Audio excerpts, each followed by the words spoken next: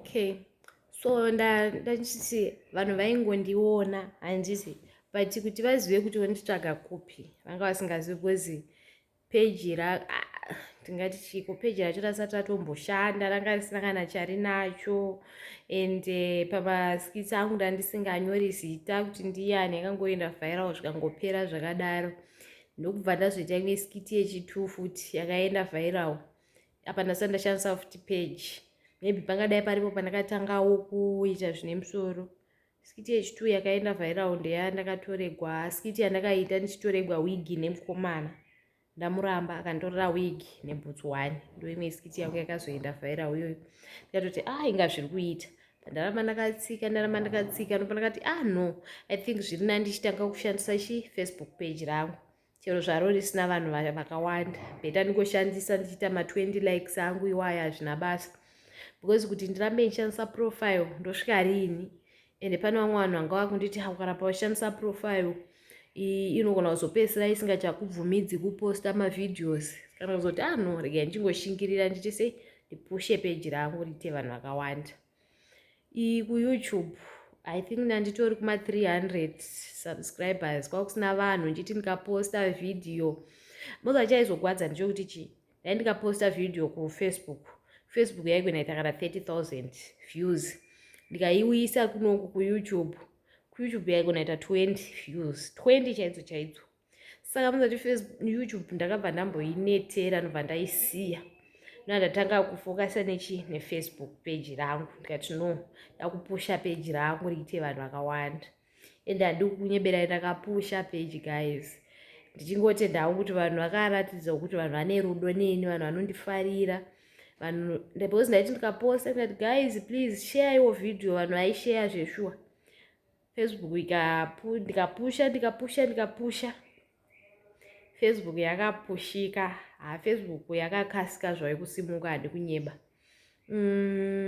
yakasimuka because ndikazi zvemaskitsi ndakazvitanga 2020 kuzoita serious ndakatanga 2020 munana October 2020 ndakazotanga ita serious nemaskitsi kuzoti no ndakudaita zvemaskitsi panapa 2020 October 2021 2022 ke zvino izvi pejiwo Facebook page ravawo nevanhu vakati wandei 130 chi izvezvi zviri ne 137,000 mafollowers Facebook. YouTube panapa pane vanhu 11 point something which is not bad. It's not bad guys ndikuedza plus murambe muchindisapota handitya saka ndomatangira ndakaita iwayo but guys handiri kunyeberai pandakaenda kucollege kuti nditi zvese zvokuti ndoda kuzoita maskitsi zvokuti ndoda kuzoita chika zvanga zvisimbori kana mupfungwa dzangu kana zvodai ndaizvifunga kana ndingadai maybe paripo pandakatanga ipapo ndichiri kucollege ndakatanga kuwana support yevanhu vekuchikoro but kana zvanga zvisimbori kana kuti handida kuzoacta kana kuti kuzodii kana but chaindinetsa ndokuti nguva zhinji ndairota ndine macelebrity tomborota kana uchitorwa picture neri celebrity vaimbi chichinyi nevamwe macomedians mahombe ndichirota ndichishakuti zvorevei vanhu vachinditi maybe iwo because ndiri kuchikoro ndaiita music handitika ndiri kucollege saka ndairidza mbira ndairidza marimba magitare ndairidza saka vanhu vachiti maybe ndinyaya yekuti unoita music pamwe uchazoimba zvoudza vanhu kuti patini zvokuimba handifungi because hazvisi mandiri plus yangu haisi music yekuti unoinda music muindustry kundoimba yangu imusic yeeducation dzekuti kana wazongodawo kushingirira uzoita zvokuimba otherwise inini music yangu haisi yeizvozvo saka zvaingondinetsa zvingondinetsa kuti ndorota ndine vanhu macelebrity vakuru chaivo ndiri navo ndingoti hameno pamwe nyaya yekungoti unonge uchingofarirawo celebrity unogona kungorirota but kuchikoro kwacho guys hadi kunyeperai kuchikoro zvanga zvisimbori nyore guys kuchikoro kana mubereki wako asina kusimba handidi kunyeberai chikoro unochirega guys zvanga zvakaoma mozoti kana uchibhadharirwa fees nemunhu asingaendi kubasa fees yeyunivhesiti nemunhu asingashandi nemunhu akagara ari kumusha Yes, vabereki vangu vese ndinavo. Ipapa ndoda kutenda Mwari. Variko vapenyu vese varipo izvezvizvi. Ndinotenda Mwari nokundisvitsa pazera rino iri ndine vabereki vakakwana. But pandaenda kuchikoro pacho zvanga zvisina kumbovarerukira, zvanga zvakavaomera. Muzvati kumusha, mubereki akagara kumusha, ende vaitorima kotoni, pamwe pacho mombe, vombotengesa mombe kuti vandiwane school fees. Muzvati pamwe pacho ndaigona kuzoenda kuchikoro after kana 3 weeks ndakagara zvangu kumba kusina fees. Ndikambosvika pakuvati no ininika ndakufunga kuti fair ndisiye chikoro because zvanga zvisiri nyore. Ndakaita mwedzi ndakagara kumba, vamwe vava kuchikoro. Ende muzvati maassignments, kune kuchidiwa maassignments, kombonzi kune presentation, apa iwo hauna kubhadhara, apa malecturer anenge achivava. Mozati ndakasvika pakuti no inini zviri nandichiita sei. I think ndandiri second year. Fees yaramba kutamba. Ndikati no, inini zviri nandichiita sei ndidefer. Ndisiye hangu chikoro, ndiende kupolisi ndonoita hangu because pane munhu wandandatotaura naye kuti akanditi no, iwo unogona kuuya woenda kutraining. Ndakatombofunga kuti no inini hangu ndakusiya chikoro ndoenda kana kupolisi ndonotanga zvepolisi. Fees dzaramba kutamba guys. Apa mozvati kana uchigara mutauni, rent, chikafu,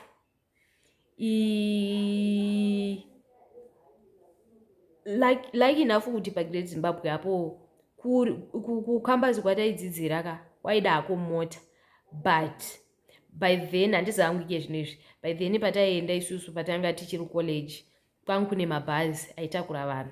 So waingozvati kana une lecture ya8 waimukira kuma7 kwa kune bhazi raitakura vanhu. Kana ukanonokawo waigona kuzobata rimwewo bhazi, but mabhazi anga akazara kunyepa, mabhazi anga akazarisa. Saka patransport hapo ndandiri covered, but rent, chikafu, moziva, magetsi, mvura, zvese mutauni. Apa vanenge vachitotambudzika kuti fees hapana.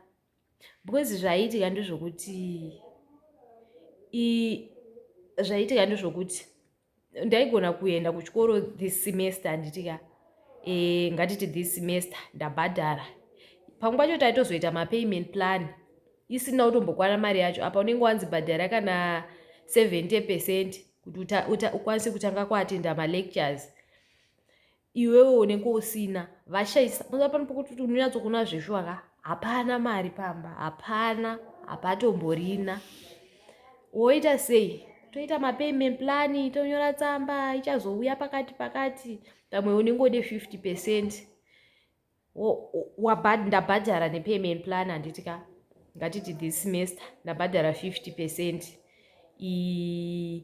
Vonditi dzidza, ndodzidza handiti. Pakati pesemester apa vanenge vachitsvaga mari dzemarendi, dzechikafu, mukozoti vanhu vasingaendi kubasa. Vabereki vanongorima, vanorima. Kurima hai papa vanhu vashori, vabereki vangu vanhu vasina usimbi. Vanorima handitika. Vorima, votengesa, but ipapi pacho pavachatengesa chikafu chese kuti inini ndiwane school fees. Handi vanodawo chikafu chokusara vachila. Even kuchikoro kwandiriko handiti ndodawo chikafu chokudla. Vorongedzegwa mifushwa, zvinzungu-nzungu, zvidovi, wopiwa, woenda kuchikoro. Ndaita payment plan ndabhadhara 50% handiti zvaita. Semester yapera ndanyora maexams. Handitika? Maexams, maresults obuda. Kana usina wapedza kubhadhara, hauvhuri student portal. Akomana, hauvhuri student portal kana usina wapedza kubhadhara. Ipapo maresults paanobuda handiti nguva inenge yatofamba. Paunozowanikwa mari yokuti upedzise 50% yakasara iyaya wondobhadhara kubhengi, wokwanisa kuvhura student portal, wozviona kuti wakapasa, woenderera kumberi. Zvikoro zvinenge zvakutovhurwa. Pakutodiwa futi imwe mari.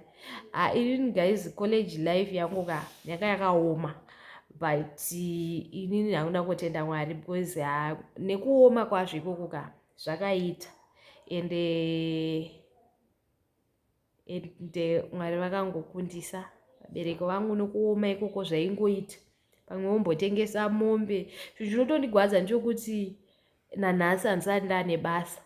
rekuti ndikwanisa kuvadzorerawo kumbovatengerawo kana mombe yavo pamombe dzavo dzavaitengesa. Usati zvenezvi zvigwadza pamwe pacho kuti guys, vabereki vangu vakatengesa mombe ngani kuti ndiende kuchikoro guys.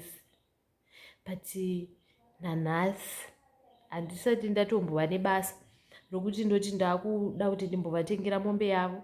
Maybe ndotomboshinga hangu muindastry yei ndototenda kuti Mwari vakandipawo chipo chokutiwo ndimbokwanisawo kumboti 1-2 plus iwo kutotiwo imiwo Mwari vakatotiwanira favor yekuti mundifarire. Ifavor iyeyi inoona kuita zvimwe zvinhu katiro kanakisa ukadii pagoshaya ugotombotadza kana kutoitawo vanhu vanokufolowa vakawanda. But inini hangu favor yandakatowana kuna Mwari yekuti pane zvese zvandinoita imi mutondifarira muchindisapota zvakatondikoshera. So ndakutoshinga ikoko kuti maybe nerimwe ramakorewo zvinozoitawo kuti ndimbodzorerawo vabereki vangu zvavakandiitira. Because guys ini nangu everyday prayer ndikudai dai Mwari vamboramba vachivararamisa. Because ndine shungu yokuti kutambura kwese kwavaita ndiri kuchikoro kuya up to now handina kana chandati ndambovadzorera kana kunditi ndambovatengera mombe dzavo. Because I think ndiri kuchikoro pakatengeswa about 2-3 mombe. Fees yaramba kutamba ende mozovati kana zvazvo kuti wakutengesa zveemergency dzinotengeswa nemari yepasi. Because vanenge vakungoti as long as tawana mari yekuti sei andopedzisa guys. Saka mawani but ameno but guys inangu ndongotenda musanete kunditsigira. Ndozvangu pane mubvunzo wandajamba. Pane mibvunzo ndingati pane mibvunzo 2 yandajamba yamunonyanya kufanira kundibvunza. Wekutanga ndewekuti boyfriend yako ndiani? Izvozvo hazvitaugwi izvozvo. Izvozvo hazvitaugwi pasocial media. Because mangwana unomuka woita sekuti hauna kukwana. Wotaura ubwe munhuzve. Saka izvozvo zvinozotaugwa wanyatsokumeka sure kuti zveshuwa apa kapa. Because vanhu vesocial media vakangwara. Social media haikanganwika. Vanomuka voitwa photogrid vari 6 apa. Konzi ningi ndiyo wegore riya, ningi wegore riya, ningi wegore riya zvichiramba. Saka izvozvo tozotaura tabeka shuwa kuti aiwa mombe dzikambonzi dzaendawo kuchingwizi uko. Chingwizi kukaendeswa mombe kana 1 zvayo. Tomuka tokuratidzai panapa kana vasati aiwa zvinonetsa. Because hauzivi kuti mangwana zvinomuka zvakaita sei. Munhu anomuka akakuchinjira mwoyo. Omuka akaita move on wotsvaga umwe wopostazve hazvizopi image yakanaka handitya. Saka hai papo ariko kuvako ariko zvake aripo munhu aiwa munhu kuvapo aripo munhu kwaye zvake chaiko chaiko but zvinongonetsa munongozivawo. Ngorarama private life kwakanaka sometimes. Zvimwe zvinhu hazvisi zvokuunza pasocial media ndezvako wega. Even ukaita stress akakustress akakuchita akadii pamwe pacho tichitomboita maskills papa titori nestress dzedu but haufaniri kuratidza vanhu. Because munhu wese people are going through a lot. Munhu wese ari kutambura munese. Saka why munhu kungoshinga uchingofara navamwe life ichienda mberi. But kuvapo munhu aripo. Muchamuona ini nokufamba kwenguva kana anobvisawo mombe kana 1 zvayo kuchingwizi kana mbudzi zvayo. Then pane imwe nyaya yekuti vanhu vanobvunza kuti une makore mangani. Makore inonetsa guys. Makore akangofanana nesalary yemunhu. Papapa vanhu vanoenda kumabasa maworking class akantarisa panapa ndingakubvunza kuti unotambira mari haumbondiudzi. Unotanga kumboti tiri kungopiwa nzungu. Kunozoti pamwe pacho dzimwe taxation tozobatirwa chinyi kuzoti chakati maloni. Haundiudzi zvaangofana nemakore emunhu. Otherwise handiri munhu zvanga akura. Iwe wega ukacalculate kubva pane zvandataura kuti ndakamboita temporary teaching ndikazoenda kucollege ndikazodii. Wega unotonyatsoona kuti chimunhu chachovha ichi nyama shoma zvadzo. Otherwise kukura ndakura. Then mwana handina handisati ndamborogwa. Manje zvangu ndokuraita kabhebhi kangu.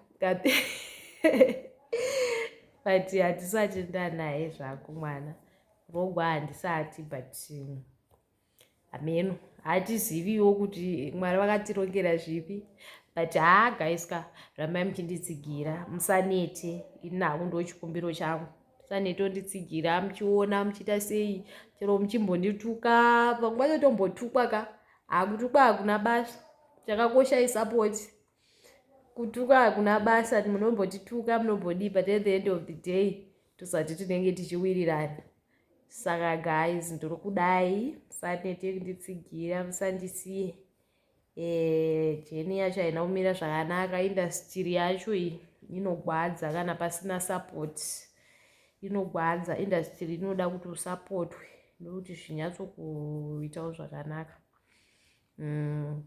ndini wenyu biwezhira currently ndinogara zvangu kugoromonzi ndokwandindichita masikisi ame muchiona ayaya handisi kumasvingo hapana mwana wachinza uri kumasvingo here chichi no handisi kumasvingo ndiri kugoromonzi kana pane imwe mibvunzo yandasiya ngaikandwe mucomment section tione kuti toiita sei nayo hatiti pane zvandasiya zvamungadaro muda kuziva ndonasoti chechi ndopinda Roma ame Catholic kubva ndichizvagwa takazvarirwa muRoma tikaita katikazi kwangunduko tikapedza tikadii ndiri mukatolike birthday riko musi wa9 April kana pane vane vachida kundigadzirirawo something kana pane vanenge vada kundigadzirirawo something 9 April ndo pandinoitirwa birthday rangu every year every 9th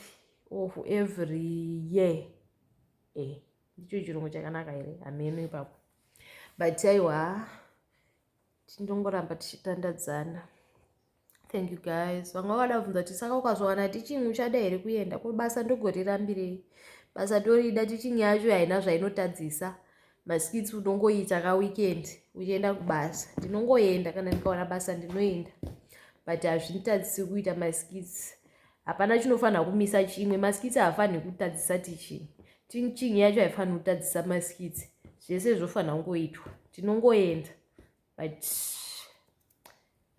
tinenge tichingofaisa zvese as long as uchiri kuwana support kuvanhu saka ndiyo nyaya yangu panguva inoi mova nezva rakanaka ndinokudai mese zvandasiya kubvunza moisa mucomment section ndozoona kuti ndozvipindura sei handitya okay